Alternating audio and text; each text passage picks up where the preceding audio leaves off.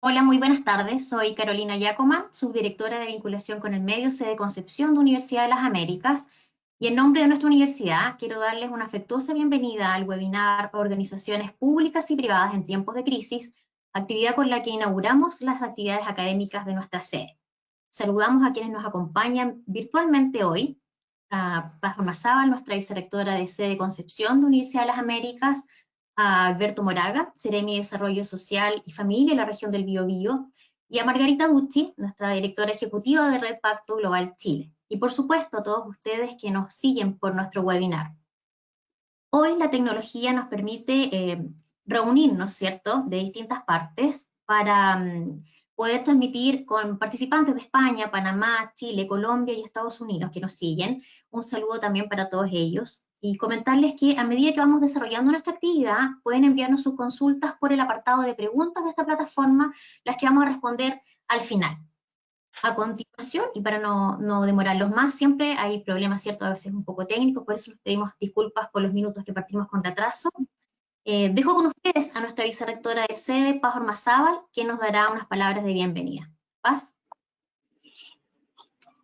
Bien, muy buenas tardes a todos los presentes. Con mucho cariño saludamos a nuestra comunidad UDLA, a los estudiantes nuevos y antiguos, a sus familias, a los académicos, profesores, administrativos, equipos directivos, a todos nuestros invitados. Saludamos también al Seremi de Desarrollo Social y Familia de la región del Biobío, Alberto Moraga, y a la directora ejecutiva de Red Pacto Global Chile, Margarita Ducci. Amigos y amigas, bienvenidos. Nos reunimos hoy para celebrar el inicio de nuestras actividades académicas, esta vez de manera muy especial, insertos en una pandemia nacional y mundial y en medio de una crisis económica y social que se avisora de proporciones insospechadas. ¿Cómo hemos vivido la crisis desde la Universidad de las Américas?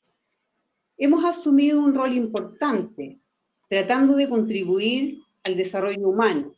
Estamos aunando energías para hacer un aporte, comenzando desde nosotros mismos, desde el bienestar de las personas y realizando al mismo tiempo todos los esfuerzos para darle continuidad operacional a nuestra sede y nuestro campus. Desde los equipos administrativos estamos con el teletrabajo, desde los académicos con diferentes plataformas y recursos para la realización de sus clases a distancia, y desde nuestros estudiantes comunicándose con nosotros en sus hogares. Estamos impactando positivamente a nuestro entorno y a nuestras comunidades, relevando nuestros valores y poniendo en práctica en el día a día cada uno de los valores, de nuestros valores a través de las acciones. Esto lo hemos hecho a través de la Facultad de Educación, apoyando en la capacitación a docentes de manera de que puedan utilizar recursos tecnológicos, a través de nuestra Facultad de Ingeniería y Negocio, apoyando y asesorando a las pymes y a las MIPYME para que puedan pasar este difícil periodo, a través de la Facultad de Salud, a través de psicología, atendiendo a través de nuestras pantallas virtuales a las personas que lo requieren, y muchas otras acciones más que han contribuido a que en la región podamos pasar de la mejor manera este momento actual. En tiempos de crisis se requiere que todos cumplamos nuestro rol a cabalidad, y más importante aún, lo hagamos desde nuestras organizaciones. El impacto de lo que hacemos en la universidad, que alberga a miles de personas, puede ser inconmensurable. Esta crisis la superaremos todos. Muchas gracias.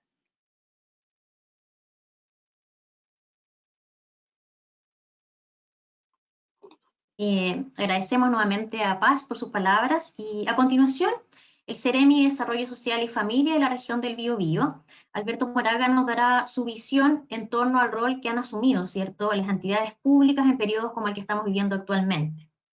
Les comento que Alberto es abogado de la Universidad del Desarrollo, magíster en Derecho Administrativo de la misma Casa de Estudios, además de un postítulo en Derecho Administrativo de la Universidad de Concepción. Fue jefe de gabinete del exintendente Jorge Ulloa, instancia a la que debió renunciar al ser llamado a ocupar la actual cartera de Desarrollo Social. Dejo con ustedes, Alberto. Hola, gusto saludarlo a todos. Muchas gracias por esta invitación a esta inauguración de las actividades de la Universidad de las Américas, sede Concepción. Efectivamente, estamos viendo tiempos difíciles. Ya lo ha dicho el presidente de la República, y yo creo que no es novedad para nadie, no hay que ser un experto en salud para darse cuenta que varias cosas han cambiado con esta crisis. Cuando hablamos del rol de las instituciones públicas y el rol de las instituciones privadas en tiempos como los que vivimos, hay que señalar algunas cuestiones previas.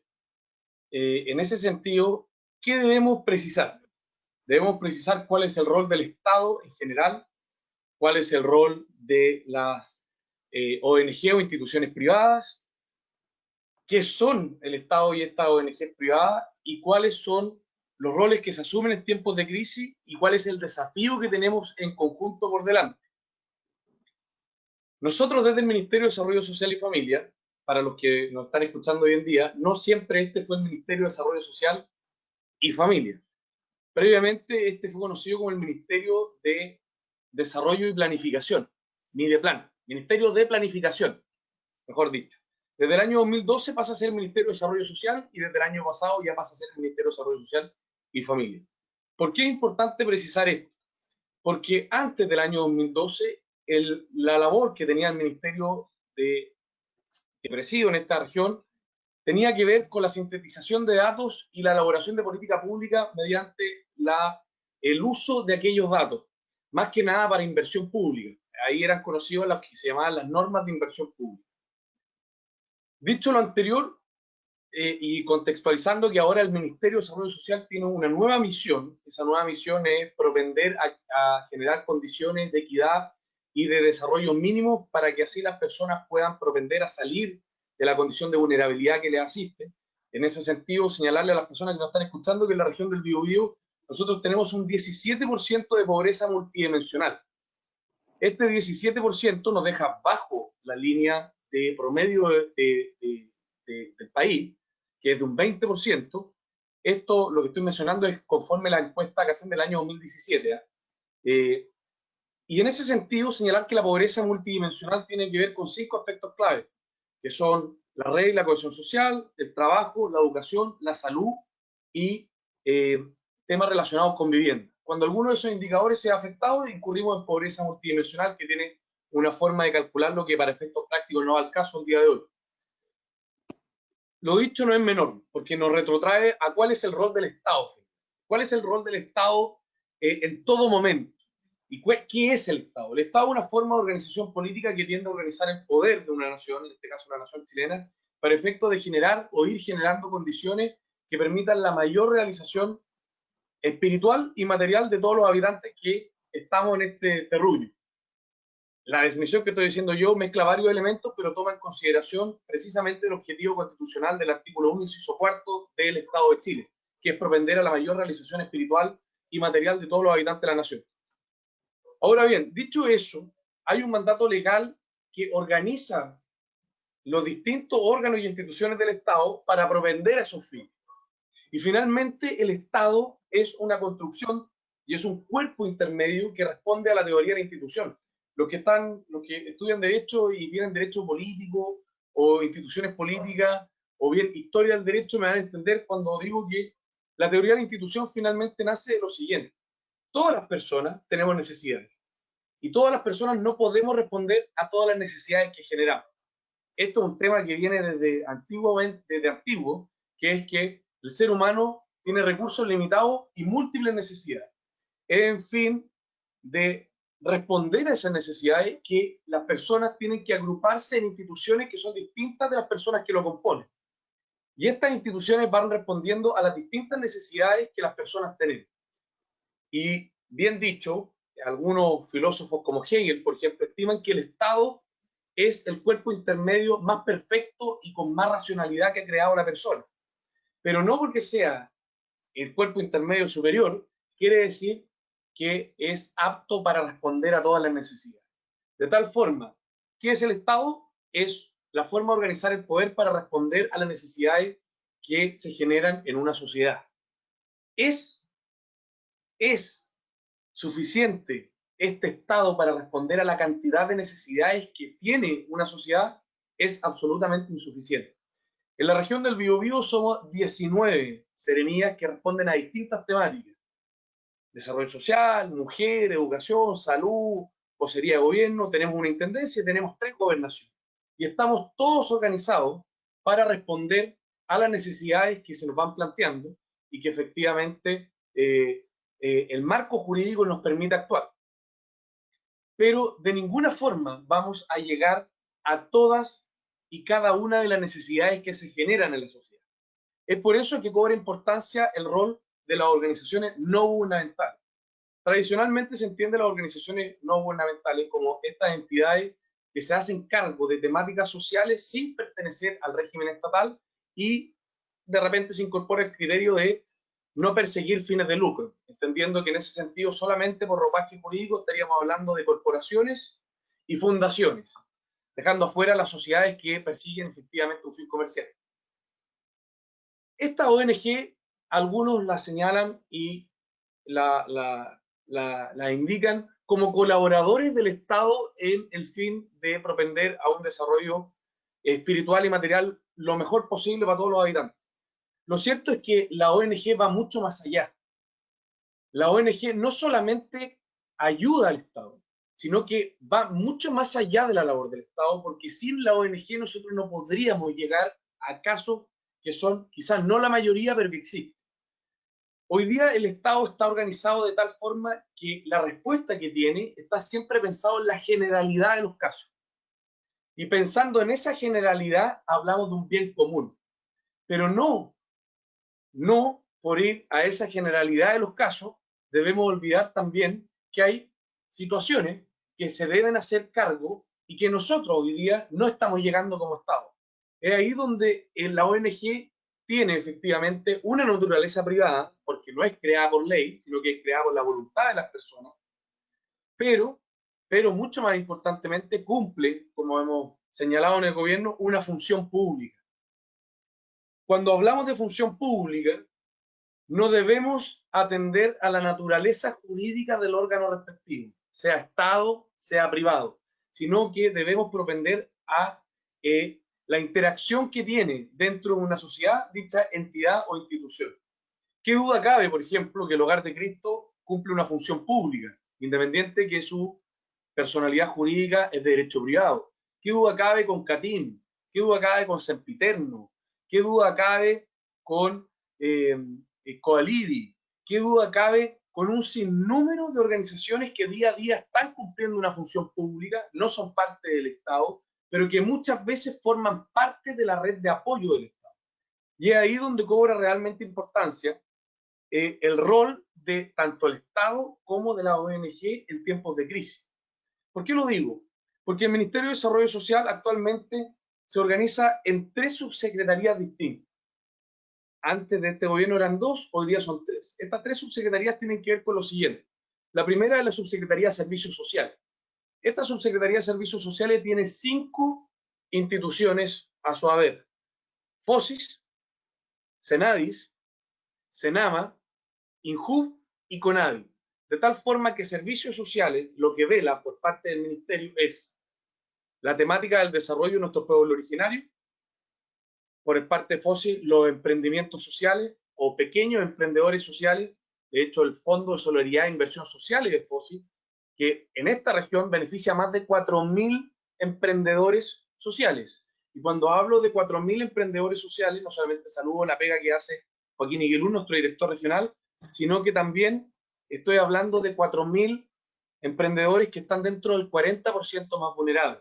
40% más vulnerable que en una familia de 4 personas graficamos con un ingreso que no alcanza a superar los 500.000 pesos. Cuando hablamos de INJUV, hablamos de la Política Nacional del Voluntariado y de la correcta articulación con las distintas direcciones de asuntos estudiantiles de la universidad.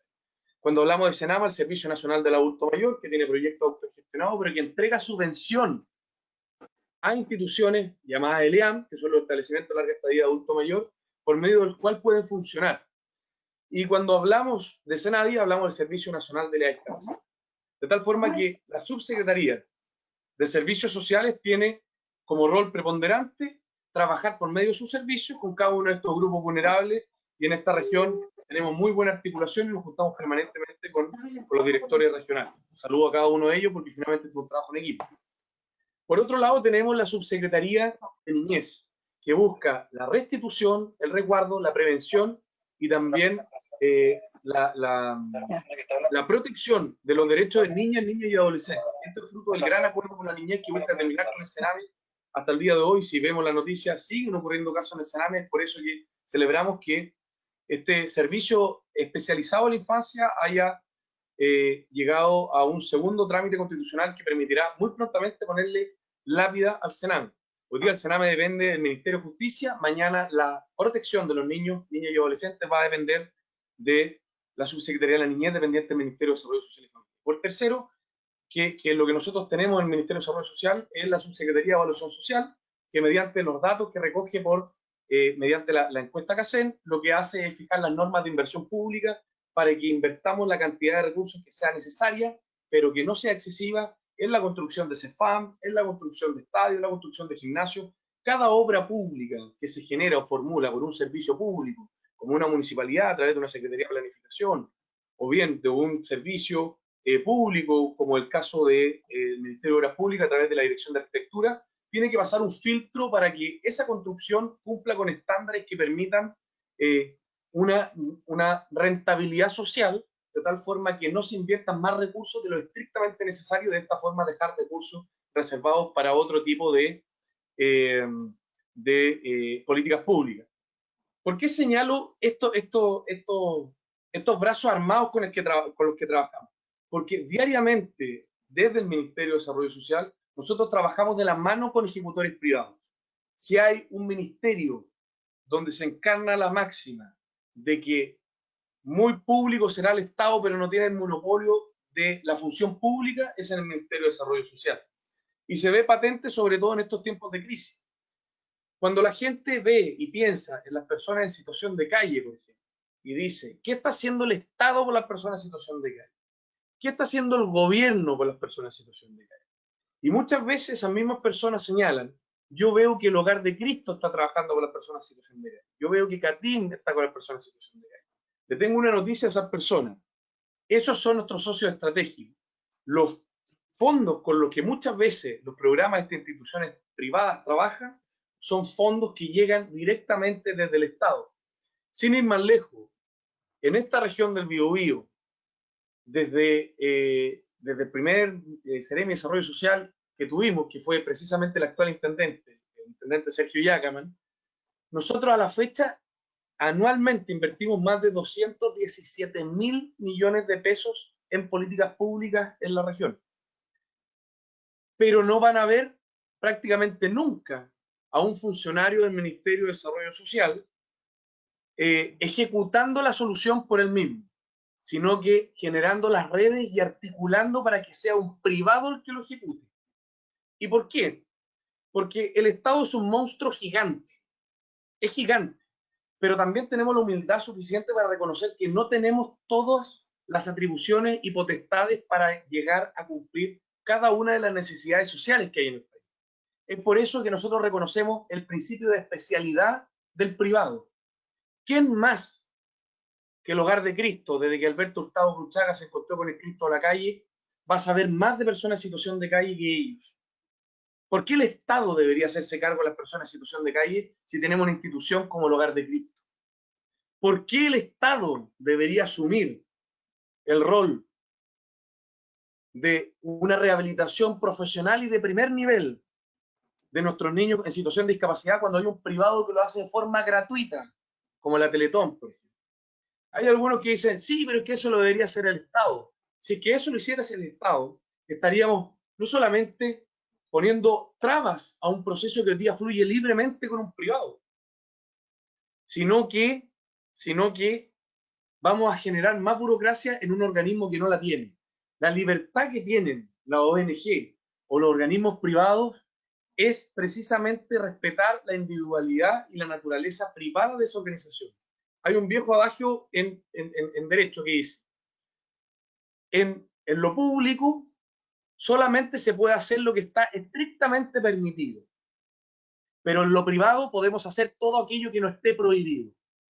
En el Estado hoy día lo vemos. Queremos adelantar el plan invierno y tenemos que hacer una serie de temas administrativos, libre recursos, la firma de DIPRES, la firma del presidente, trasladar de este subtítulo a este otro subtítulo, que quiero rendir, que una modificación presupuestaria, y le vamos poniendo trabas a una solución social. Los privados tienen una libertad. Nosotros trabajamos todos los días con privados. Hoy en día, y lo digo de forma con mucha humildad, pero con mucho orgullo también, el Ministerio de Desarrollo Social trabaja a través de las mesas provinciales de calle en cada una de las 3 provincias, y ahí están sumados los servicios de salud y los privados que tan desinteresados y voluntariosamente nos contribuyen. En la región del Biobío, hoy día, en este tiempo de pandemia, estamos implementando 16 albergues para personas en situación de calle, estamos implementando 14 rutas sociales, tenemos 3 rutas médicas, llegando cada día, en 15 días más vamos a estar llegando cada día a más de 805 personas en situación de calle con alguna prestación de alimentación, de higiene, de abrigo, de salud o bien de alguna cama. Diariamente vamos a estar atendiendo a 805 personas. Ese es un esfuerzo que no podríamos hacer como Estado, pero que lo podemos hacer porque trabajamos de la mano con los privados. ¿Cuál es el rol del Estado en esta crisis? Articular con todos aquellos organismos que nos pueden ayudar a sortear la crisis. El monopolio de la solución no lo tiene el Estado, nunca lo ha tenido el Estado y tampoco lo va a tener el Estado. Aquí no se trata de hablar de un tamaño del Estado, sino de que la eficiencia de los recursos públicos. Y es mucho más eficiente trabajar de la mano con los privados que monopolizar la solución por parte del Estado. En materia de adulto mayor sucede lo mismo. Mucha gente dice, ¿qué hace el Estado por los adultos mayores? Hoy día, en la región del Biobío, tenemos 60 establecimientos de larga estadía para adulto mayor. 60 establecimientos de larga estadía para adulto mayor. De los cuales 21 son administrados o directamente por el Estado, que son 2, el ELEAM de Hualpén, Juan Lobos Krause, difunto diputado, gran servidor público, y por otro lado el ELEAM de Coronel. Todos los otros 19 que reciben subvención por parte del Estado son privados. De tal forma que cuando nosotros hablamos de Fundación La Rosa y el protocolo de Fundación La Rosa a la entrada de un ELEAM y muchas veces el desenvolvimiento de Fundación La Rosa, por ejemplo, en su ELEAM Madre Teresa Calcuta en Talcahuano, estamos hablando de un establecimiento que es privado, pero que funciona con financiamiento del Estado. ¿Por qué es importante esto? Porque nosotros como Estado tenemos el rol, y ya lo he dicho varias veces, de propender a la mayor realización material y espiritual de las personas. Pero también entendemos que no siempre va a pasar por una solución del Estado, sino que para alcanzar esa mayor realización espiritual y material de las personas, debemos trabajar con los privados. Y lo hemos hecho en esta región, lo vamos a seguir haciendo en esta región y vamos a intensificarlo en el país. Porque la única forma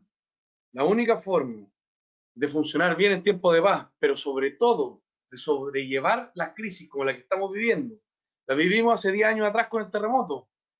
Ahí se levantó por primera vez lo que algunos conocemos como Levantemos Chile. No sé si se acuerdan del desafío Levantemos Chile. Eso es privado. Y estuvieron en todos lados construyendo Mediagua. Un techo para Chile. ¿Es público? Tampoco es público. Es privado. ¿Cuál es el rol del Estado? Es coordinar los esfuerzos de esta ONG para que puedan ayudarnos a llegar a aquel lugar donde nosotros como Estado no hemos llegado. Y en ese sentido construimos país, en ese sentido construimos identidad país, pero sobre todo tenemos el valor de la unidad. Si podemos terminar estas palabras de este voluntarioso Ceremi, podríamos decir que esta es la analogía entre lo que es una liga de fútbol y la selección nacional. Todos aquí cumplimos un rol y tenemos un fin. Cada una de las instituciones, entendiendo que el Estado y la ONG son 2 instituciones y salvo el Estado, las demás son cuerpos intermedios. Cada uno tiene un fin, cada uno es un equipo de fútbol. Cada uno quiere hacerlo lo mejor posible. Pero en tiempos difíciles y cuando el técnico nos llama a todos, tenemos que tener una visión de país. Y en este momento, con el COVID-19, los que estamos jugando no somos equipos cada uno por su lado, sino que estamos jugando la selección. Y en esa selección, por cierto que está el Estado, pero sobre todo la estrella son nuestras instituciones privadas. Muchas gracias. Gracias, Alberto, muy interesante. Sin duda, menos como Universidad de las Américas queremos ser parte de esta articulación, ¿cierto? Por levantar aún más nuestra región. Agradecemos al CEREMI y recuerden que pueden continuar enviándonos sus preguntas o comentarios por esta misma plataforma en el apartado de preguntas. Dejo ahora con ustedes a Margarita Ducci, directora ejecutiva de Red Pacto Global Chile. Margarita es arquitecto de la Pontificia Universidad Católica con postítulo en la Universidad de Roma. Fue vicerrectora de Comunicaciones, decana de la Facultad de Comunicaciones de la Universidad Andrés Bello, donde también ocupó cargo de directora general de vinculación con el medio. Desde el año 2007 dirige la Red Global Chile, iniciativa de Naciones Unidas para la Sostenibilidad. Board of Women de las Universidades Adolfo Ibáñez, Diego Portales de Chile y Mujeres Empresarias. Fue nominada entre las 100 mujeres líderes por el Mercurio en 2013 y Premio Mujer Energía 2014 en el área Sostenibilidad por el grupo Enersys. Margarita, por favor. Muy buenas tardes y muchísimas gracias por esta invitación. Un saludo muy especial a Alberto Moraga, CEREMI del Ministerio de Desarrollo Social y Familia de la región, y a las autoridades de UDLA, especialmente Paz Ormazábal y Carolina Yacoman, y a todos los académicos y alumnos que inician su año académico en estas condiciones tan especiales que vive el mundo. Hoy día, sin duda, que el COVID, ¿no es cierto?, o esta pandemia que nos aqueja, ha generado la crisis más grave que hemos vivido en los últimos 100 años, no solo porque es una crisis de salud, sino que también por todo el impacto que ella está teniendo en la vida nuestra de las personas. Ustedes lo están viviendo, lo estamos viviendo todos. Hemos visto en las noticias, hemos visto cómo ha quejado a las grandes potencias, a todos los países del mundo, a países con tanta población y tanto hacinamiento como la India, y estamos todavía por ver sus impactos en continentes como el África y en tantos otros países. Hoy día vemos que eso está teniendo un impacto sin duda en la economía global, sin duda en las fuentes de trabajo, en cómo se va a dar la producción, cómo se va a dar el comercio, y estos impactos nunca antes han sido vistos, nunca no sabemos hasta qué punto nos va a afectar, tenemos una gran incertidumbre y tenemos que resolver estos problemas.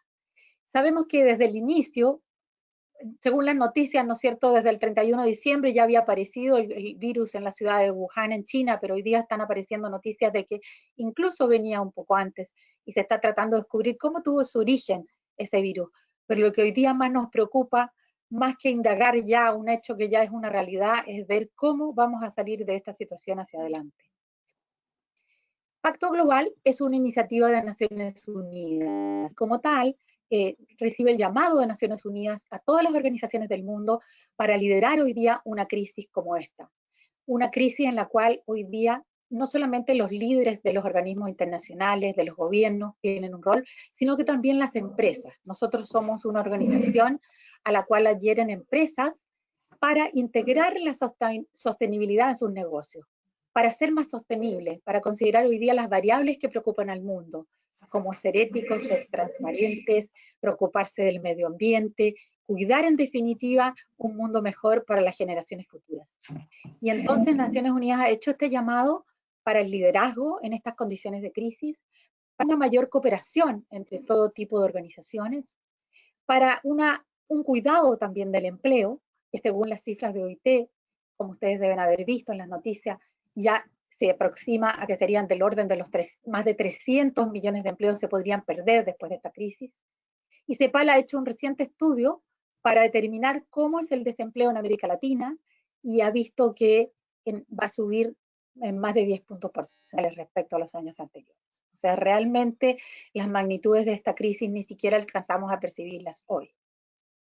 Pacto Global ha hecho un llamado a todos los líderes de las empresas que participan en esta organización para que desde luego las empresas que son multinacionales y que están presentes en varios países del mundo tomen una acción en la cual se alíen en sus distintas sedes y que sea una colaboración potente con los gobiernos, potentes con las comunidades, con las autoridades de salud y que realmente se pueda mitigar el impacto de esta pandemia.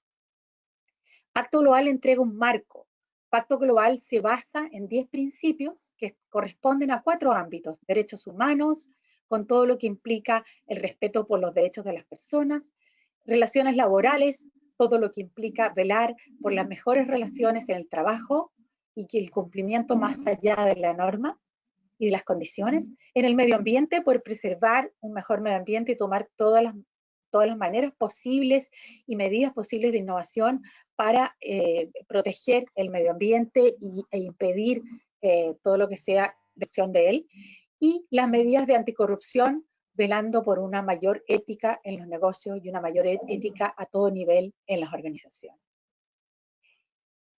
También Pacto Global este año, a raíz justamente de la pandemia, publicó una guía de liderazgo empresarial para guiar a las empresas en este camino, para inspirarlas y para aunar los efectos de su trabajo, especialmente motivándolos a todos a darle una real y vital importancia a solucionar dentro de sus atribuciones y sus medidas la crisis, adoptar todas las recomendaciones de la Organización Mundial de la Salud, de los gobiernos, acelerar la relación y colaboración con otras instituciones, contemplar todos los riesgos de sus colaboradores, diseñar una estrategia empresarial posterior a la crisis e impulsar un sistema financiero en el cual se pueda ayudar a los que más lo necesitan, a las empresas que están en una situación más difícil y a los rubros que han sido más severamente impactados.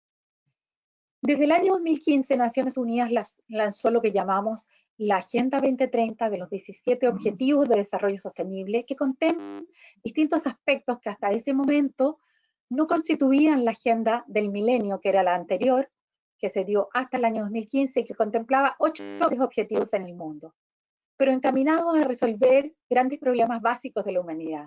Sin embargo, el 2015, después de trabajar 3 años en una nueva agenda, se impulsó esta de 17 objetivos y 268 metas con indicadores para cada una de las metas.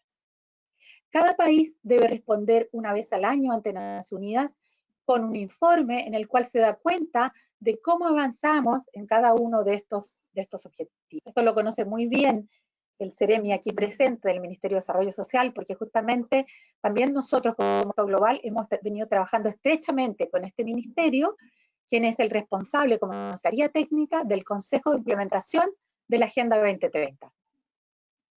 Y es así como el año pasado tuvimos la oportunidad de estar en Nueva York junto con las autoridades del ministerio y del gobierno para poder entregar un reporte de cómo va el avance en Chile con respecto a cada uno de estos objetivos.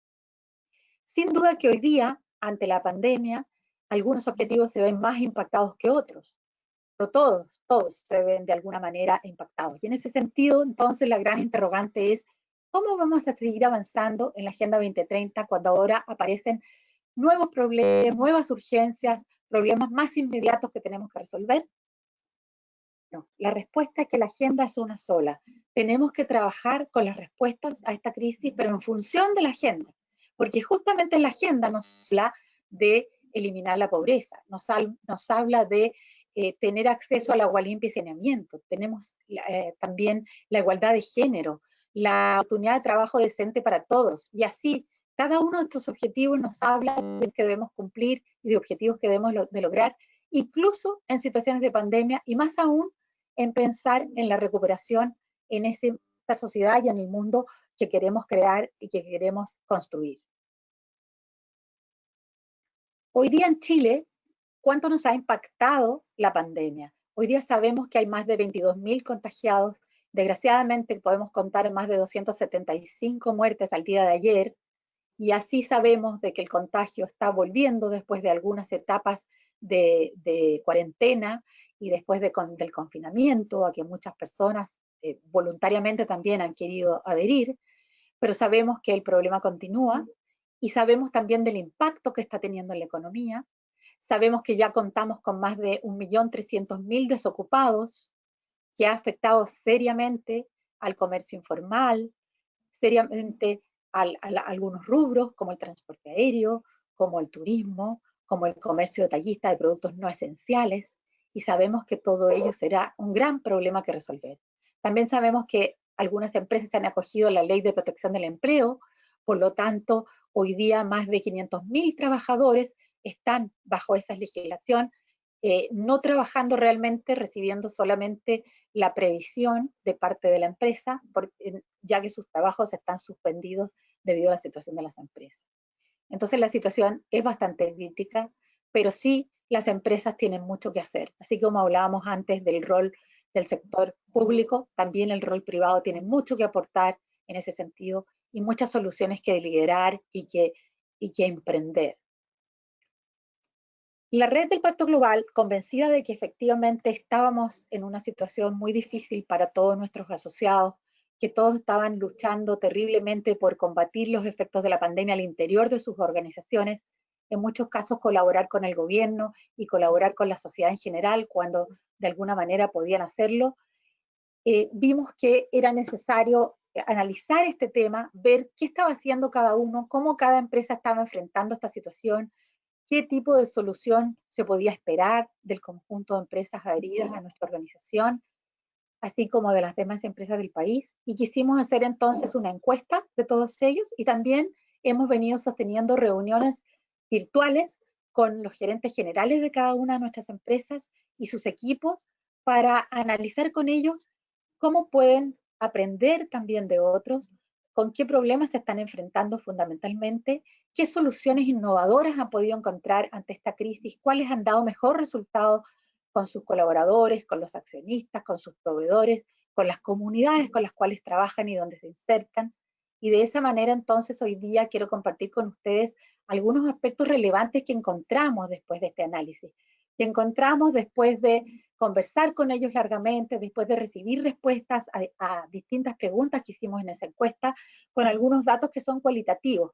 Pero más que nada nos interesaba tener datos cuantitativos, que supiéramos en detalle cómo habían sido los procesos, cómo habían sido la dificultad para asumir cada una de las medidas, cómo les había repercutido eso en el estado de ánimo de las personas. Eso nos interesaba muchísimo, que saber que un porcentaje determinado había cogido una medida o la otra. Entonces, compartiendo con ustedes esas conclusiones, quisiera enumerar algunas de ellas y reflexionar brevemente con ejemplos que después podemos continuar con las preguntas de ustedes. En primer lugar, en todas las empresas encontramos que lo primero y el centro era garantizar la máxima seguridad a las personas. Todos respondieron que el centro era la persona. La mayoría de las empresas ha preparado durante años a sus colaboradores. Muchos de ellos tienen labores muy específicas, de mucho conocimiento o de largos años de experiencia, por lo tanto valoran lo que esa persona hace y más que nada significa proteger a la persona, proteger su salud y no solamente ellos. En un caso de pandemia es muy importante preocuparse de la familia. Por lo tanto, aquí no se saca nada con dar las mejores medidas de seguridad a la persona, que utilice las mascarillas, que los lugares estén sanitizados, que tengan oportunamente la vacuna. Si sus familias no están protegidas y cuando ellos lleguen a su hogar después del trabajo, tengan el riesgo de contagiarse y así contagiar también a otros y finalmente a sus compañeros de trabajo. Entonces la empresa ve que esa seguridad debe ser extendida a la familia. Y esa seguridad debe ser fundamental, haciendo primero, siguiendo las medidas estrictamente que recomienda la autoridad sanitaria, pero también yendo más allá de eso. La mayoría de ellos, por ejemplo, daba mucho más que lo que las medidas estrictas requieren en cuanto a uso de mascarilla, distanciamiento social, sanitización de espacios, sino que muchos de ellos, por ejemplo, fueron a hacer turnos en que más turnos de lo necesario para que no se traspasara un turno con otro y tuvieran contacto las personas, por ejemplo, que habilitar instalaciones donde pudieran alojar algunos días para evitar lo más posible el contagio, tuvieran transportes personalizados para evitar el transporte público y así sucesivamente, muchas medidas mucho más allá de lo indicado. Entonces, la persona, el centro y la máxima seguridad, un eje importantísimo. Luego también vimos que el mantener la continuidad de las operaciones aparecía como un eje fundamental, sobre todo en los casos de empresas que tienen la producción o generación de bienes y servicios que son determinados por la autoridad como esenciales, es decir, empresas que hacen trabajo o generan productos que son vitales para el consumo y para la vida diaria de las personas, como alimentos y como tantos otros, y por lo tanto tienen que contar con personas en sus plantas, tienen que contar con personas que están en la operación en terreno, y a esas personas hay que dotarlas de los máximos apoyos. Y esas personas tienen que sentir también que sus compañeros que están teletrabajando no qué están haciendo, cómo están colaborando también, que no son ellos los que están sacrificados en el frente, en la primera línea, sino que toda la empresa está en sintonía y todos están trabajando para que de alguna manera las operaciones puedan seguir su curso. En general, en este punto, notamos que la mayoría de las empresas han podido continuar sus operaciones en forma normal, salvo, por ejemplo, como les decía, en temas como en rubros como el turismo, como el transporte aéreo, como el comercio detallista no esencial, y como la construcción, por ejemplo, donde realmente las obras de construcción son un tema muy complejo para el seguimiento, y especialmente donde el tema de la cuarentena influye de distintas maneras, porque muchas veces el trabajador puede estar en una obra que no está en cuarentena, pero vive en un lugar donde está en cuarentena. Entonces, el mantener la continuidad de las operaciones se da mejor para algún tipo de operaciones que para otro, con algunas se da con mucha dificultad, pero en general podríamos decir que la mayoría de las operaciones se mantuvo. Caso especial, por ejemplo, en el retail, tenemos el ejemplo de que las tiendas de retail, muchas han estado cerradas, sobre todo los malls, por mucho tiempo ya, casi 2 meses. Algunos han intentado abrir algunas tiendas, otros no ha sido posible eso, pero en el fondo algunos lo están haciendo tomando en cuenta las mayores medidas posibles de precaución. La protección del empleo aparece como un tema fundamental. Las empresas han intentado por todos los medios evitar desvinculaciones, pero muchas no han podido comprometerse a ello. No saben cuánto tiempo podrían comprometerse a algo así. Si bajan tanto las utilidades de la empresa, bajan las ventas de las formas como están bajando hoy día en algunos rubros, es muy difícil que las empresas puedan continuar protegiendo el empleo. Hasta ahora ha sido un eje muy importante. Hay un compromiso muy fuerte, sobre todo en las empresas de pacto, en conservar el empleo. Incluso más, algunas han propuesto a sus empleados reducir sus sueldos a la mitad, por ejemplo, y eso ha sido entendido, consensuado con los sindicatos y comprendido. Pero en muchos casos no es posible, o no será posible tal vez, seguir sosteniendo todo el empleo, y vendrán probablemente algunos recortes. También se han aceptado rebajas en los beneficios, por ejemplo, en que los mismos empleados han entendido que prefieren rebajar sus beneficios, pero no tener la amenaza de una posible desvinculación de sus pares o de ellos mismos.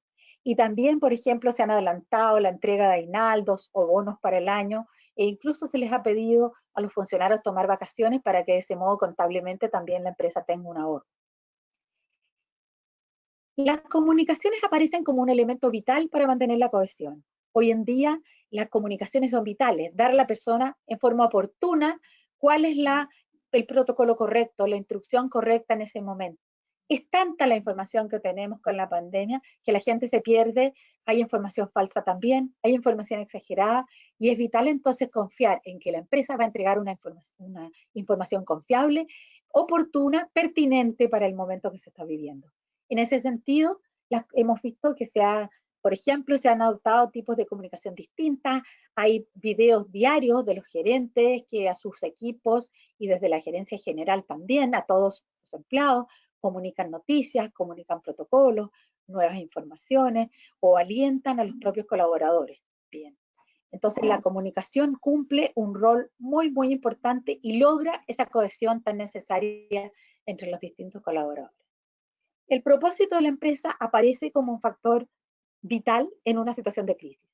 Si bien para cada uno de nosotros y para todas las personas que pertenecen a una organización, a una universidad, a una empresa de algún tipo, a un organismo público, es vital sentir que nuestra organización tiene un propósito, es vital conocerlo, estar identificado con él, más aún lo es en un momento de crisis. Por eso es que repetir, recalcar, hacer patente el propósito de una empresa aparece vital en un momento como este.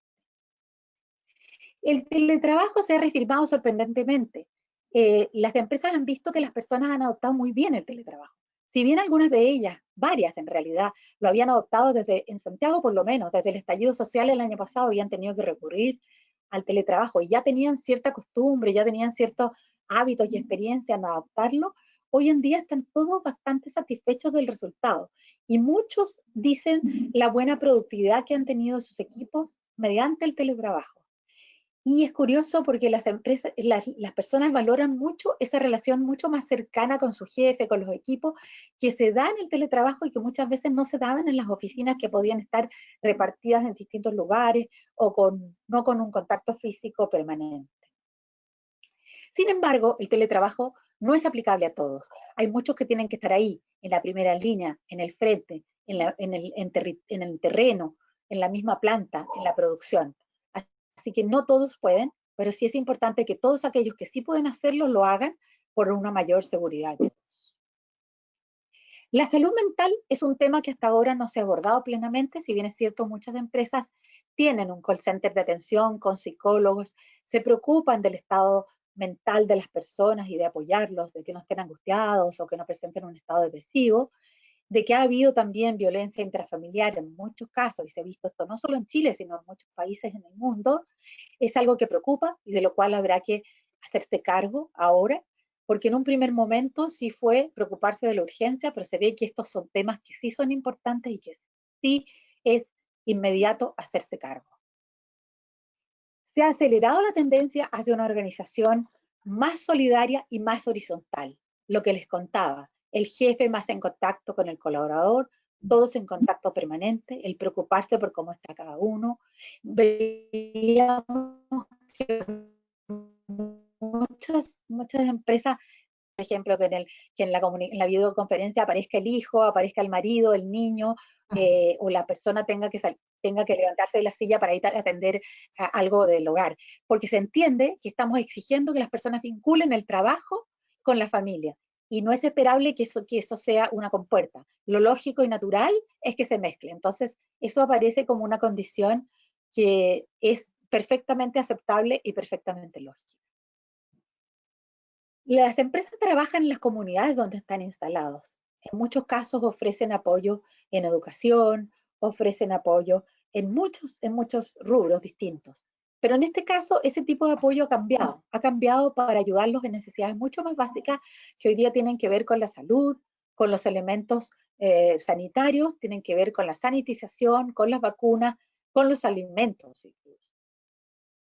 La colaboración con las autoridades se ha convertido en algo fundamental, sobre todo en las localidades rurales, especialmente para, por ejemplo, hacer frente a los cordones sanitarios o ayudar en muchos aspectos donde la empresa puede a veces colaborar con la autoridad local. El apoyo de la empresa no solo va a sus propios colaboradores, sino también a los proveedores, a las pymes, a todos aquellos que dependen de la empresa también en sus pequeños negocios porque proporcionan algunos elementos, insumos, servicios, y por lo tanto hoy día la empresa se preocupa y vemos cómo está hoy día en la crisis esa preocupación por su propio proveedor para pagar, por ejemplo, en plazos más cortos, para ayudarlo en todo lo que sea necesario para que siga sobreviviendo y siga subsistiendo de la mejor manera. Hoy día enfrentamos un desafío histórico, como nunca ha vivido la humanidad o como pocas veces, porque esta crisis no es comparable a crisis que vivimos hace 100 años atrás. Estamos en un mundo mucho más global, mucho más inmediato. Todo nos afecta a todos de una manera mucho más directa y mucho más fuerte. Superar esta crisis nos concierne a todos. No es solamente una pandemia de salud, es una pandemia social, porque nos ataca en lo más interno, en la sobrevida de las personas, en sus fuentes de empleo, en su trabajo, en sus perspectivas de vida, en sus proyectos hacia su familia. Nos afecta en lo económico. Si no tenemos una economía sana, es difícil proyectarse, es difícil pensar en el desarrollo profesional, en la realización en el trabajo, en el poder abastecer nuestras familias, en el poder dar todo lo que queremos entregar a las futuras generaciones. Es una tarea de todos. Hoy día que estamos en una comunidad académica, que estamos con profesores y con alumnos, ustedes tienen una gran tarea por delante. Hemos visto cómo el sector privado puede y tiene un deber fuertísimo y una gran responsabilidad en guiarnos para salir adelante de esta crisis. Vemos cómo el sector público tiene ese rol. Vemos cómo el sector privado, desde la empresa, tiene también un rol importante de colaboración y de guía dentro de su espacio. Pero vemos también que ustedes como juventud y la academia tienen un rol frente a la sociedad futura, frente al mundo que nos espera después de superar esta pandemia. Hoy día quería traerles este muro que apareció en Nueva York esta semana, pintado, y lo que dice este muro, lo que escribió allí una persona, es quizás representa a muchos de los estudiantes. Estoy segura que sí. No queremos volver a la misma normalidad que teníamos antes, queremos volver a otra normalidad donde hayamos construido una sociedad mejor, una sociedad más justa, más equitativa, donde tengamos un mayor cuidado por el medio ambiente, donde no nos preocupemos de consumir y de extraer, donde nos preocupemos de preservar para el futuro la naturaleza, que es nuestra gran fuente de vida, preservar una mejor sociedad y cuidar una mejor sociedad para nuestras generaciones en el futuro. Estoy segura que ese mensaje los va a inspirar en este año académico y la responsabilidad de ustedes es muy grande. Muchísimas gracias por esta invitación de hoy. Muchas gracias, agradecemos a Margarita, sin duda una gran intervención que nos invita a reflexionar, tal cual nos muestra ahí su última lámina con esa reflexión en el muro, sobre cómo estamos haciendo las cosas y cómo hacerlo mejor también, ¿cierto? A continuación vamos a responder algunas de las preguntas que nos han llegado, las voy a leer. En honor al tiempo hemos seleccionado algunas para hacerlo de manera aquí en vivo, pero nos comprometemos en hacer llegar respuestas a todos quienes nos envían sus consultas. La primera pregunta y la forma de responder, partimos con Margarita y la complementa la misma pregunta que la complementa el Ceremi. Margarita, la primera pregunta la hace William Gómez. Él nos consulta, ¿cómo hacer que los privados no se aparten de las normas y que bajo este tipo de coyunturas como la que estamos viviendo no se transforme en un problema más a solucionar? Y nos pone el caso de despidos injustificados bajo estados de catástrofes como el que tenemos hoy. Partimos con la respuesta de Margarita.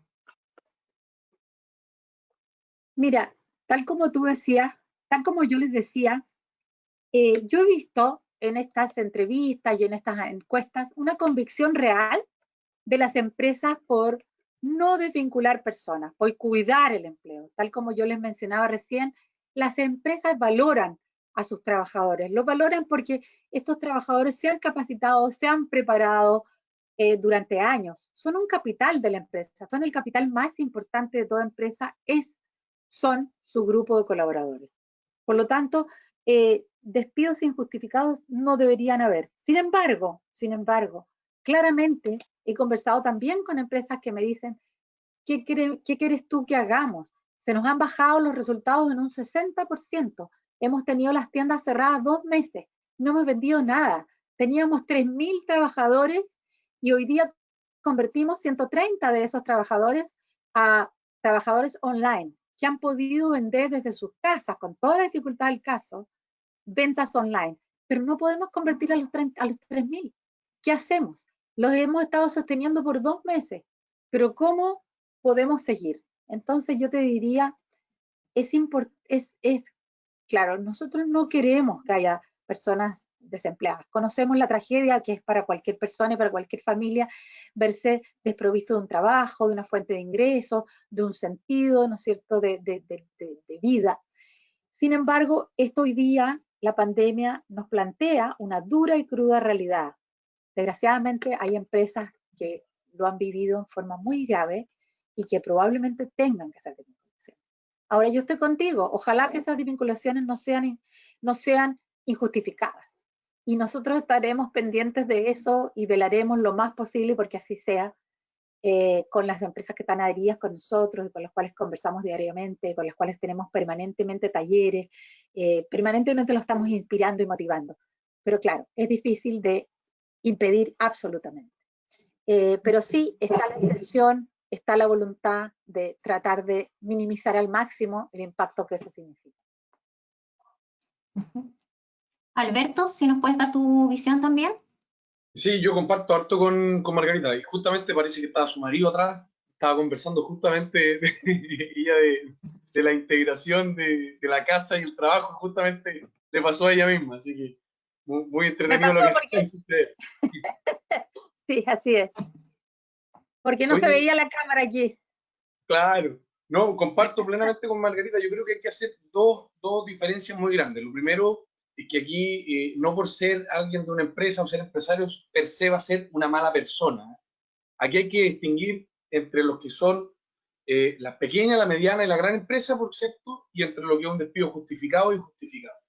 Es la misma ley, en el sentido de hablar del código laboral, que permite el despido en ciertas causales. Nosotros esperamos, y para eso estamos trabajando como gobierno, que sean lo menos posible, pero entender que no va a haber ningún despido es una circunstancia que es irreal. Aquí en Chile estamos a puerta de una situación que va a ser grave.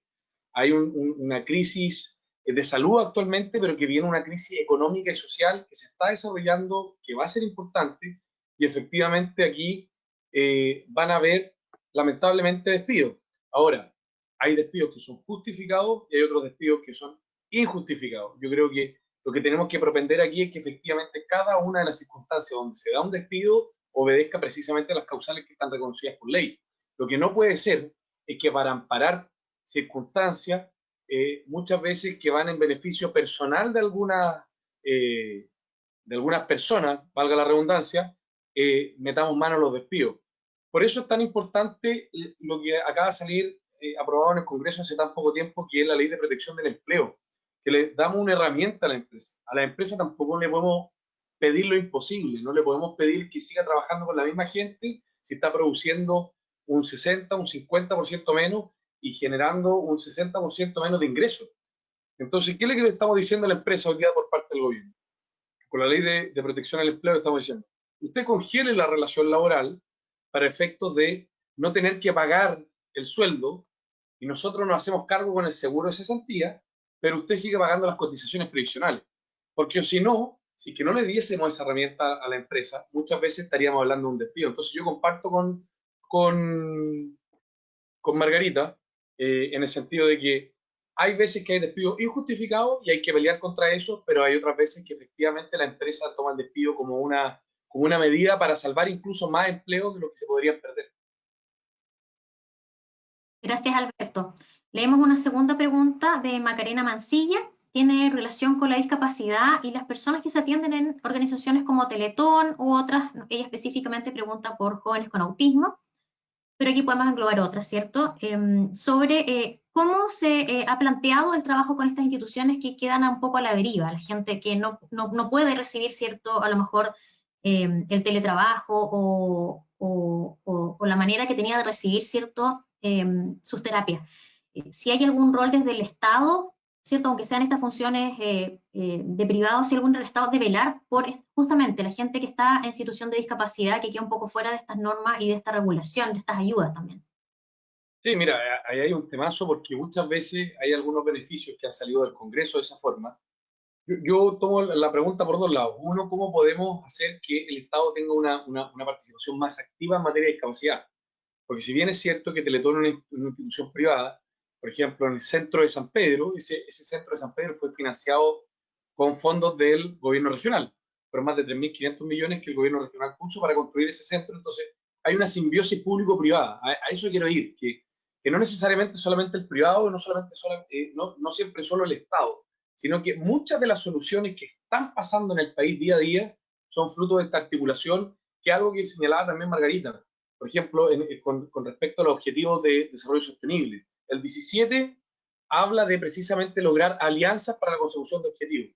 Y en este sentido, sin duda que el Estado y como Estado debemos tomar un rol más activo, por ejemplo, con las personas del trastorno espectro autista, donde están las personas que tienen Asperger, o otras modalidades de lo que es dentro de la esfera del TEA, pero también señalar que estamos avanzando en ese sentido. Estamos avanzando, por ejemplo, el programa El PIE, en caso de educación, se tomó esa situación como una de las detonantes de recibir subvenciones, por ejemplo, en la educación, y sin duda que desde el punto de vista del Servicio Nacional de Discapacidad también estamos avanzando a reconocer ese tipo de realidades desde un punto de vista legal, pero sobre todo también con recursos, que yo creo que la pregunta va apuntando a eso. Margarita, si deseas complementar algo. Sí, yo quería decir que, por ejemplo, la CPC y la SOFOFA, como ustedes saben, son la CPC, bueno, es la agrupación de 6 ramas, la más grande que representa las empresas en el país, y la SOFOFA es una de estas 6 ramas. Y bueno, ellos han colaborado con reuniendo fondos, por ejemplo, que esa también es una manera de colaborar de la empresa, reuniendo fondos. Han reunido más de 55.000 millones de pesos para aportar para soluciones del país, ¿no es cierto?, a través del gobierno. Y una de las líneas de acción de ellos es justamente apoyar a las fundaciones, que tal como decía Macarena, ¿no es cierto?, hoy día con el tema del confinamiento, incluso se dificulta hasta ya no solamente un tema de recursos, sino cómo operan esas fundaciones, cómo van los voluntarios, cómo se movilizan las personas para poder que estas fundaciones puedan seguir funcionando. Y en ese sentido hay una línea de acción clara de la SOFOFA en apoyo a este tipo de fundaciones, especialmente en cuanto a discapacitados y en cuanto a adultos mayores, que son justamente segmentos de riesgo de la población y que están hoy día especialmente en una situación de vulnerabilidad mayor por la situación que estamos viviendo. Solamente quería acotar eso, como para que se conociera que también desde el sector privado hay una particular preocupación por ese sector. Muchas gracias, Margarita. Y estoy tratando de aunar algunas consultas que van en este mismo lado para hacer una última también. ¿Cómo ver el Estado y los privados? Así que aquí también entre los dos a responder por la salud mental de las personas que trabajan en las organizaciones. Quizás partimos por Margarita. Ya, mira, como yo contaba ahí, nosotros como yo planteé, hemos conversado con muchas empresas y ellos saben de que la persona en una situación de confinamiento, primero situación de cuarentena obligada, peor aún, otros confinamiento voluntario, los grupos de riesgo, las personas adultos mayores, las personas con enfermedades crónicas, las personas embarazadas, etcétera, ¿no? Han tenido saben que son un grupo de riesgo, por lo tanto ya no solamente porque hayan instrucciones al respecto, sino que realmente es una medida de autosobrevivencia, protegerse, ¿no es cierto?, se confinan. Entonces, este confinamiento, sin duda, que trae aparejado impactos en la salud mental, porque el no socializar, el no poder ver a tu familia, muchas veces otros miembros de la familia que no viven contigo, en el caso de los mayores, sus nietos, que son tan importantes para los adultos mayores, en el caso de los hijos para ver a sus padres o hermanos, amigos, pasa a ser para muchas personas un factor bien crítico que puede incluso generar situaciones de depresión o gatillar situaciones que habían sido resueltas, por ejemplo, de personas que tuvieron depresión, se mejoraron y este tipo de situación puede gatillarla. O personas de tercera edad que se conocen en grupo de riesgo y que pueden tener verdadera angustia de pensar que pueden verse contagiadas y verse claramente afectadas o incluso morir. Entonces, sin duda que aquí la salud mental está en riesgo, sin duda también que han habido muchas situaciones, como mencioné, de violencia intrafamiliar, personas que viven con su pareja y que desgraciadamente por una situación de convivir 24 horas permanentemente durante mucho tiempo, se generan estas situaciones que a lo mejor no estaban cuando uno de ellos iba al trabajo o los dos iban al trabajo y tenían espacios de recreo, entre comillas, ¿verdad? Hoy en día todo esto se potencia mucho más. Entonces, algunas empresas, por ejemplo, han establecido call center, donde la universidad, donde yo trabajo justamente, donde estamos como Pacto Global, la Universidad Andrés Bello, tiene un sistema de call center con psicólogos que cualquier persona puede llamar y hacer una cita. Muchas empresas también lo tienen y ha sido bastante efectivo para ayudar a la zona. Otras pueden hacer una consulta especial y también algunos incluso tienen un sistema para violencia intrafamiliar, como lo tiene también el gobierno. Como ustedes saben, se ha implementado un sistema de ayuda a las mujeres ante situación de violencia intrafamiliar. Sin embargo, pensamos, y las mismas empresas piensan, que queda mucho por hacer en esa línea, que todavía hay mucho más que preocuparse, que quizás el impacto todavía no lo estamos viendo, en todo lo que va a ser mucho mayor. Por lo tanto, saben ellos que esto es una urgencia y que hay que darle importancia. Yo creo que en este momento tenemos que trabajar para que este aspecto se profundice mucho más y se busquen mucho más soluciones y se detecte mucho más a tiempo para que ojalá esto no genere en las personas en nuestro país situaciones críticas de salud mental. Gracias, Margarita.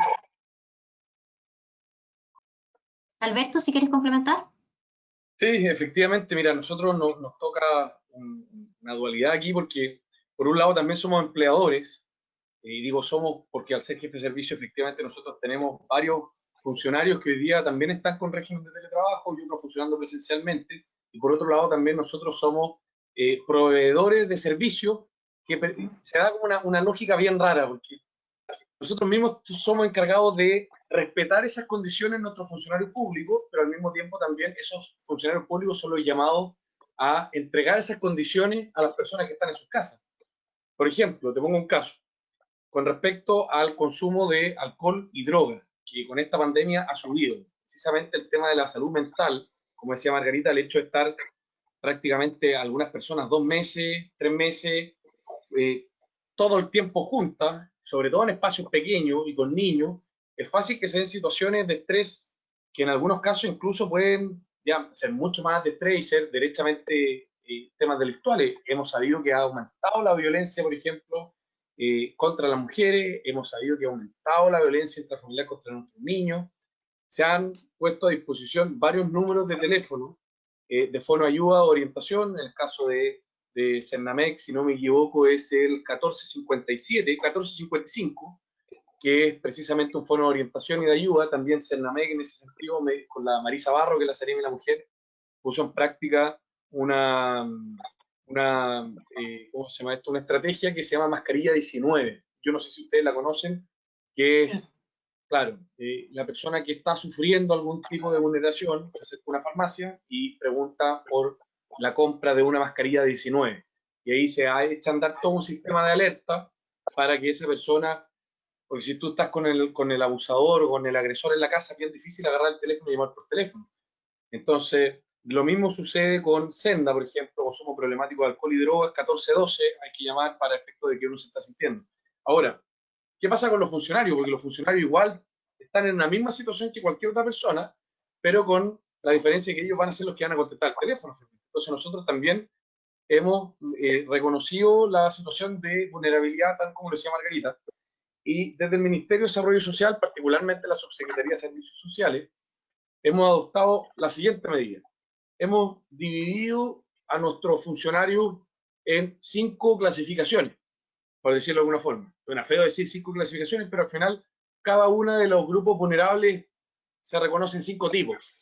El primero, personas que tienen alguna enfermedad inmunodepresiva, o bien tienen alguna enfermedad crónica, o son mayores de 70 años. Esas personas no pueden volver a trabajar presencialmente sin perjuicio que están teletrabajando desde el día 25 de marzo. Un segundo grupo vulnerable habla de aquellas personas que viven con un adulto mayor. Tercer grupo vulnerable, personas que cuidan de un adulto mayor. Y el cuarto grupo vulnerable son aquellas personas que tienen niños menores de edad y que tienen dificultades razonables para dejarlo con alguien, porque todos sabemos que no es clase hoy día. Entonces, ¿con quién dejan al niño si es que vuelven a trabajar? Todas las personas que no estén en esas circunstancias hoy día están trabajando presencialmente, pero igual creo que es importante resaltar que aquí hay un tema de reconocer realidades. Aquí nosotros tenemos que ir innovando día a día con lo que está pasando de forma muy seria, ¿sí?, y responsable, pero esta pandemia va cambiando día a día y tenemos que tener la flexibilidad y la apertura necesaria tanto en las empresas, son organizaciones privadas, como en el Estado, para dar la nota alta y actuar con la altura de mira necesaria en cada uno de los casos. Gracias, Alberto. Y nos llega una pregunta que va muy ligada a tu área. Nos consulta cuál es la proyección referente a la superación socioeconómica regional. Nos consulta Marcelo Ortega. Si pudiéramos hacerla brevemente. Mira, es bien difícil porque efectivamente nosotros cada 2 años tenemos la encuesta de caracterización socioeconómica En ese sentido, este año correspondía a una encuesta de caracterización socioeconómica. El año pasado, para ser franco, el año pasado el trabajo de campo iba a empezar en enero de este año y se suspendió por el tema del despertar, estallido, como queramos llamarlo. Y con esto, indudablemente, que también se suspende con el tema de la pandemia. Ahora, yo creo que no hay que ser un experto para darse cuenta que efectivamente vamos a tener una afectación, no sé de qué magnitud, pero efectivamente se van a ver afectados los números tanto macroeconómicos, por cierto, y también socioeconómicos. Aquí hay que entender una cosa: un país que genera empleo y un país que genera crecimiento genera mejores condiciones de vida que un país que no está creciendo o que crece negativamente y tiene alto desempleo.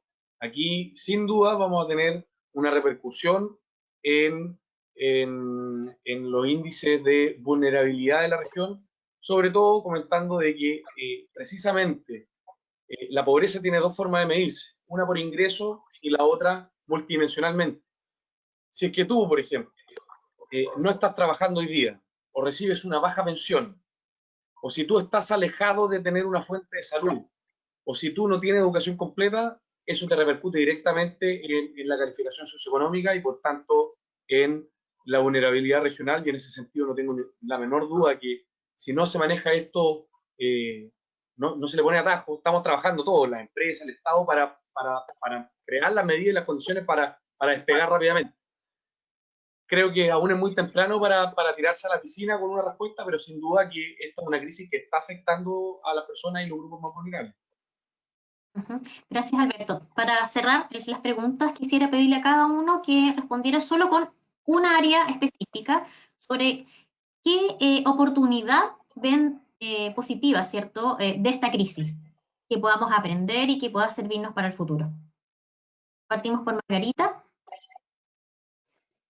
Mira, yo creo Esa que... es la más importante o la que consideras que quieres destacar, porque Sí. son varias. Bueno, hoy día vivimos una crisis global a nivel mundial que sin duda nos impacta absolutamente a todos, y yo creo que eso nos hizo patente de que todo lo que haga una persona influye en las demás. Hoy día más que nunca, lo que yo haga, lo que tú hagas, si tú no te cuidas, puedes contaminar a tu familia, a todos quienes trabajan contigo, tus equipos, etcétera. Entonces, nuestra responsabilidad es enorme. Ese mismo concepto de responsabilidad frente a lo que cada uno hace en virtud del bien común como objetivo, creo que es un aprendizaje que debería calar hondo en todos nosotros después de esta pandemia. Porque efectivamente la vida es así, lo que cada uno hace tiene una repercusión absoluta en el bien común y en los demás. Si nos preocupáramos mucho más de actuar en función de un bien común, en función de colaborativa, en función de que como sociedad avancemos y logremos un mundo mejor, sería mucho más efectivo ese esfuerzo de todos. Entonces, creo que es una gran lección que tenemos que aprender. Y la otra es que Chile ya había tenido el año pasado, a raíz del estallido social y la ola de violencia que acompañó, que no fue solo aquí en Santiago, ustedes allá en la región también la vivieron intensamente, ya veníamos muy afectados, incluso eso golpeó a muchas personas también en cuanto a sus trabajos, en cuanto a sus bienes que se destruyeron, en cuanto a pequeñas empresas que se vieron afectadísimas, en cuanto al rubro de los restaurantes, por ejemplo, y del turismo, que ya venía afectado. Hoy día se suma otro drama, que es este del sanitario, que se suma aún más. En nuestro país, la crisis nos golpeó muy fuerte porque ya veníamos bastante golpeados. Y creo que hoy día tenemos que sacar fuerzas y lecciones de esto. Ya no están los tiempos para más violencia, están los tiempos para construcción. Y creo que debemos encaminarnos, y sobre todo ustedes como una organización académica de tantos alumnos que hoy día se están incorporando en su año y que tienen por delante todavía toda una carrera, años, trabajen por un mundo mejor, pero ese mundo mejor hay que trabajarlo desde la paz. Nos ha azotado la violencia, nos ha azotado una pandemia muy fuerte. Hoy día el único camino es un camino en que sea absolutamente constructivo. Eso. Gracias, Margarita. ¿Seremi? Sí, yo creo que hay dos palabras clave y que tenemos que aprovechar esto. Mira, la mayoría de las veces cuando uno ve un problema, como que se achaca. Y efectivamente estamos viviendo tiempos difíciles y complicados, pero yo creo que aquí tenemos que sacar y mirar para arriba y decir, mira, esto también es una oportunidad. Y yo creo que es una oportunidad para dos cosas, para coordinarnos mejor para el futuro y para trabajar unidos. Efectivamente aquí la única forma de sobrepasar lo que estamos llevando va a ser que nos unamos todos y trabajemos juntos. En el Congreso, que se unan las fuerzas y trabajen juntas, en el gobierno y la oposición, los privados y los públicos, porque al final este es un bicho que no mira de qué lado es uno, de qué equipo es, qué le gusta a este y qué le gusta a lo otro, la va a agarrar con quien sea igual. Y sobre todo los que más van a sufrir son los que menos tienen. Entonces eso nos llama a nosotros a trabajar coordinadamente y sobre todo trabajar unidamente. No en vano siempre se ha dicho que la unión hace la fuerza, lo comprobamos hace 10 años atrás con el terremoto, donde nos pusimos rápidamente de pie. Hoy día estamos viviendo tiempos difíciles, un nuevo terremoto económico y social. Unámonos todos y salgamos adelante. Así es. Cerramos con la opinión de nuestra vicerectora, Paz Ormazábal. Bien, agradecer a ambos expositores y también a todos los que están presentes y nos han escuchado. Sí, invitarlos a seguir conversando y reflexionando, ¿ya? Porque sin duda hoy día lo necesitamos. Ahora, ¿cuál es el mensaje que yo quisiera dejar? O sea, validando obviamente lo que plantea Alberto y Margarita, que tenemos que estar unidos y que tenemos que hacernos todos partícipes de la solución. Creo que después de todo lo que estamos viviendo y que falta mucho aún por vivir, nosotros vamos a recuperar más la humanización, nos vamos a humanizar. Creo que van a empezar a sonar fuertemente lo que es la solidaridad. Creo que la ciencia y la tecnología deben ir siempre de la mano con el desarrollo humano. Por lo tanto, igual coincido con los expositores que esta pandemia, y que no es tan solo una pandemia nacional e internacional, sino que una problemática psicosocial, social y económica que veníamos ya viviendo como país, debemos solucionarla todos en conjunto.